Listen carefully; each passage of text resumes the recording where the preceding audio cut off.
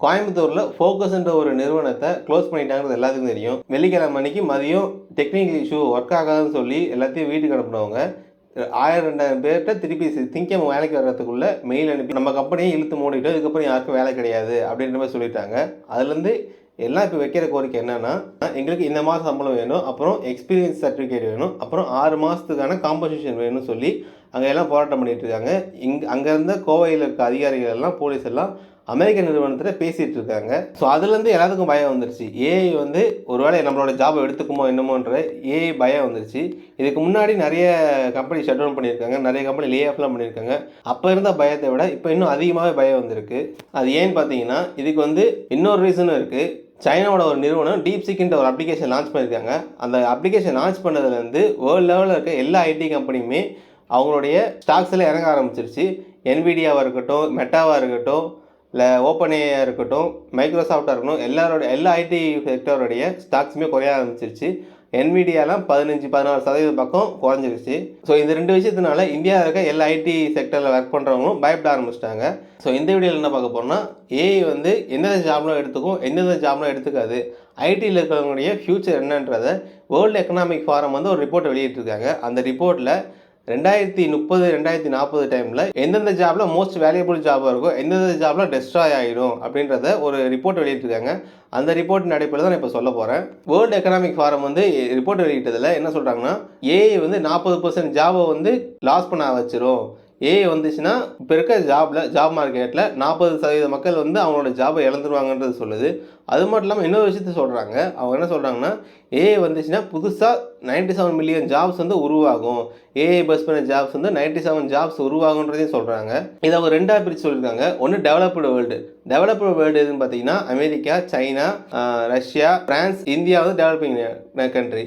இந்தமாதிரி நாடுகள் வந்து டெவலப்டு வேர்ல்டு. அவங்க வந்து அவங்களோட ஜாப் மார்க்கெட்டில் 60% லூஸ் பண்ணுவாங்க. டெவலப் ஆகிட்டு இருக்கிற நாடுகள் வந்து அவங்களுடைய ஜாப் மார்க்கெட்டில் 40% லூஸ் பண்ணுவாங்கன்றது ரிப்போர்ட் வெளியிட்டிருக்காங்க.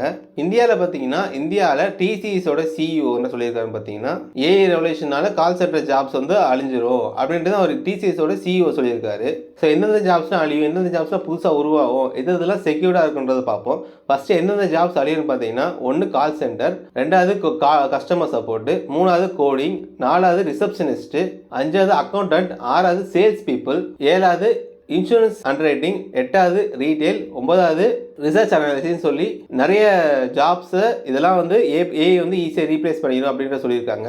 ஸோ எந்தெந்த ஜாப்லாம் பிரச்சனை இல்லை, அவங்க வந்து அவங்களோட ஸ்கில்லை அப்கிரேட் பண்ணிக்கலாம், ஆனால் அவங்களோட ஜாப் போகாதுன்றது லிஸ்ட்டு கொடுத்துருக்காங்க. அது பார்த்தீங்கன்னா டீச்சர்ஸ் வந்து அவங்க எப்படி ஆன்லைனில் சொல்லித்தருது அப்படின்ற மாதிரி கற்றுக்கிட்டாங்கன்னா அவங்களுக்கு வந்து ஜாப் செக்யூர்டாக இருக்கும்.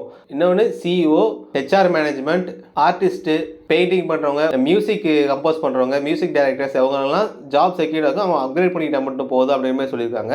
எந்தெந்த ஜாப்லாம் ஹை பேயிங் ஜாபாக வரும் 2030 வரைக்கும் அப்படின்னு சொல்கிறாங்க பார்த்தீங்கன்னா, 1 மிஷின் லேர்னிங், இன்னொன்று ஆர்டிஃபிஷியல் இன்டெலிஜென்ஸ், 2வது டேட்டா சயின்டிஸ்ட், 3வது டீப் லேர்னிங், 4வது ஏஐ ரிசர்ச் சயின்டிஸ்ட், 5வது கம்ப்யூட்டர் விஷன் சிஸ்டம், 6வது பிஸ்னஸ் டெவலப்மெண்ட் மேனேஜர்ஸ், 7வது ஏஐ கன்சல்டன்ட். இந்த மாதிரி ஜாப்ஸ் எல்லாம் ஹை பேயிங் ஜாப்ஸாக இருக்கும். 2030 வரைக்கும் ஹை பேயிங் ஜாப்ஸாக இருக்கும். இந்த விஷயத்தெல்லாம் அவங்க கற்றுக்கிட்டாங்கன்னா 2030 வரைக்கும் ஹை பேயிங் ஜாப்ஸாக இருக்கும். ஆனால் அதுக்கப்புறம் என்ன இருக்குன்றதை அவங்க சொல்லலை. ஏஐ ரெவல்யூஷனில் இதெல்லாம் மாறலாம் அப்படின்ற மாதிரி சொல்லியிருக்காங்க. இன்னொரு விஷயமும் சொல்லியிருக்காங்க. என்னென்னு பார்த்தீங்கன்னா, வேர்ல்டு லெவலில் 141 பேருக்கு வந்து ஜாப் செக்யூரிட்டி இருக்கும். மீதி இருக்க 59 பேர் வந்து அவங்க வந்து ஒன்று அப்ஸ்கில் பண்ணிக்கணும், இல்லை அன்எம்ப்ளாய்டாக தான் இருக்கணும் அப்படின்ற மாதிரி சொல்கிறாங்க. 41 பேர் யாருன்னு பார்த்தீங்கன்னா, அது 41%. அவங்க யாருன்னு பார்த்தீங்கன்னா, construction workers, doctor, dentist, neuro surgeon, எதெல்லாம் ரோபோட்டிக்ஸால் பண்ண முடியாமல் ஃபிசிக்கல் ஒர்க்காக பண்ண முடியுமோ அவங்களோட ஜாப்ஸ் தான் செக்யூர்டாக இருக்கும் அப்படின்னு சொல்கிறாங்க. இன்னொன்று அந்த 59 பேர் இருக்கு இல்லையா, அவங்களாம் யாராவது பார்த்தீங்கன்னா, இந்த கன்சல்டன்சி, அப்புறம் டீச்சர்ஸு, ஹெச்ஆர்ஸு, சேல்ஸ் பர்சன், இவங்கெல்லாம் ஒன்று அவங்க ஜாப் அப்கிரேட் பண்ணிக்கணும், இல்லை அந்த ஜாப் அந்த இடத்துல இல்லாமலே போயிடும். ஏஐ ரெவல்யூஷனால் அது இல்லாமலே போயிடும் அப்படின்றத ரிப்போர்ட் வெளியிட்டிருக்காங்க. இந்த ஏஐ ரெவல்யூஷனால் 3 விஷயம் நடக்கும். 1 புது ஜாப் கிரியேட் ஆகும், 2வது ஜாபோட லாஸ் ஆகும், 3வது பார்த்தீங்கன்னா ஃபினான்ஷியல் இன்இக்வாலிட்டி. வேர்ல்டு லெவலில் யாரெல்லாம் ஏஐ படிச்சிருக்காங்களோ ஒர்க் பண்ணுறாங்களோ அவங்களாம் அதிக அளவில் சம்பளமும், ஏஐ பேஸ் பண்ணாமல் ஒர்க் பண்ணுறவங்களாம் சம்பளம் வந்து குறைவாகவும் இல்லை பெர் கேபிட்டல் இன்கம் கீழே தான் இருக்குன்றது தான் அவங்க சொல்கிறாங்க. இது வந்து ஃபினான்ஷியல் இன்இக்வாலிட்டி கிரியேட் பண்ணும் இந்த ஏஐ ஜாப் ரெவல்யூஷனால் அப்படின்றத சொல்கிறாங்க. 39% ஸ்கில்ஸ் வந்து அவுடேட்டடாக மாறிடும். இப்போ இருக்க ஸ்கில் செட்டில் 39% வந்து அவுடேட்டடாக மாறினா அவங்க திருப்பி வேறு ஏதாவது ஸ்கில் கற்றுக்கிட்டா தான் முடியும். அதாவது இப்போது பெட்ரோலியம் ஒர்க் பண்ணுறவங்கலாம் அவங்க ஸ்கில்லை அப்கிரேட் பண்ணிக்கணும்னா எலக்ட்ரிக்கல் காரை பற்றி படிக்கிறது, தேர்ட் பர்சன்லாம் ஒர்க் பண்ணால் அவங்களோட ஸ்கில்லை டிஜிட்டல் மார்க்கெட்டிங் அந்த சம்மந்தப்பட்ட சோஷியல் மீடியா சம்மந்தப்பட்ட மார்க்கெட்டிங் ஒர்க் பண்ணுறது, ஹெச்ஆர் ரெக்ரூட்டர்ஸ் எல்லாமே அவங்க ஸ்கில்லை வச்சு ஏஐ யூஸ் பண்ணி எப்படி ரெக்ரூட் பண்ணலாம் கற்றுக்கிறது, ஒரு ஐடி கம்பெனியில் ஒர்க் பண்ணுறவங்க ஏஐ டூலை யூஸ் பண்ணி எப்படி புதுசாக ஒரு ஒர்க் பண்ணலாம், எப்படி சீக்கிரம் பண்ணலாம் கற்றுக்கிட்டா அவங்களோட ஜாப் செக்யூர்டாக இருக்கும் அப்படின்றாங்க. இது வந்து வேர்ல்டு எக்கனாமிக் ஃபோரம் வெளியிட்டது. வேர்ல்டு லெவலில் எல்லா கண்ட்ரிலையும் இது பிரச்சனை தான் இருக்குது. சரி, இந்தியாவை பாதிக்குமான்னு கேட்டால் இந்தியாவை பொறுத்தளவுக்கு இப்போதைக்கு பாதிப்பு கிடையாது ஏஐனால். ஆனால் அமெரிக்கன் பேஸ்டு கம்பெனி வந்து இந்தியாவில் ஒர்க் பண்ணிட்டு இருந்தாங்கன்னா சப்போஸ் அங்கே கம்பெனியில் ஏதாவது லாஸ் ஆச்சுன்னா அதுதான் இந்தியாவை பாதிக்குமே தவிர இந்தியாவில் இருக்கிற டைரக்ட் கம்பெனிக்கு இப்போதைக்கு பாதிப்பு வராது. அதுக்கு இன்னொரு ரீசனும் இருக்குது. இந்தியாவில் ஏஐ ரெவல்யூஷன்ன்றது ரொம்ப கம்மி. நம்மளுடைய இந்தியா பட்ஜெட்டில் R&Dக்காக ஒதுக்கப்பட்ட தொகைன்றது 0.6% தான் இருக்குது. ஆனால் இதுவே நீ அமெரிக்காவை எடுத்துக்கிட்டாலோ சைனாவை எடுத்துக்கிட்டாலோ அமெரிக்காவுடைய R&D பட்ஜெட் எவ்வளோ ஒதுக்கிறாங்க பார்த்தீங்கன்னா 3.4%, சைனாவுடைய R&D பட்ஜெட் எவ்வளோ பார்த்தீங்கன்னா 2.4% இருக்குது. ஆனால் இந்தியாவில் 0.6% தான். அதேமாதிரி எஜுகேஷனை பொறுத்தளவுக்கு சைனாவுடைய பட்ஜெட்டில் எவ்வளோ ஒதுக்கிறாங்க பார்த்தீங்கன்னா 10%, இந்தியாவில் ரொம்ப கம்மியாக 3.4% தான் ஒதுக்கிட்டு இருக்காங்க எல்லா பட்ஜெட்லேயும். அது மட்டும் இல்லாமல் செமிகண்டக்டர் ஏஐக்கு வந்து ரொம்ப முக்கியமானது செமிகண்டக்டர் தான். செமிகண்டக்டர்னால் NVIDIA, AMD, தாய்வான் போன்ற கம்பெனிகள் செமிகண்டக்டர் தயாரிப்பாங்க. அந்த செமிகண்டக்டர் தான் ஏஐக்கு மெயினாக யூஸ் பண்ணுவாங்க. அது வந்து இந்தியாவில் ரொம்ப கம்மியாக தான் இருக்குது அந்த மேனுஃபேக்சரிங் யூனிட்டு. அது வந்து மற்ற நாடுகள் தான் நம்ம வாங்கணும். இப்போது 2030 வரைக்கும் நம்மளால் NVIDIAலேருந்து எவ்வளோ செமிகண்டக்டர் வாங்க முடியும்னு பார்த்தீங்கன்னா 50,000 செமிகண்டக்டர் தான் வாங்க முடியும். ஆனால் நமக்கு எவ்வளோ தேவைப்படுதுன்னு பார்த்தீங்கன்னா இந்த ஒரு வருஷத்துக்குள்ளேயே கிட்டத்தட்ட 1,00,000 செமிகண்டக்டர் பக்கம் தேவைப்படுது. ஸோ அவ்வளோ செமிகண்டக்டர் நம்மளால் இம்போர்ட் பண்ண முடியாதுன்றதுனால இங்கே ஏஐ ரெவல்யூஷன் வரதுக்கு ரொம்ப கம்மி. இதே ஒரு ஆப்பர்ச்சுனிட்டியும் பார்க்கலாம். யாராவது இந்தியாவில் ஏஐ பேஸ் பண்ணி கம்பெனி உருவாக்குனாங்க, ஏஐ பேஸ் பண்ண சாஃப்ட்வேர் உருவாக்குனாங்கன்னா அது அந்த இடத்துல வேலை வாய்ப்பு அதிகமாகும்.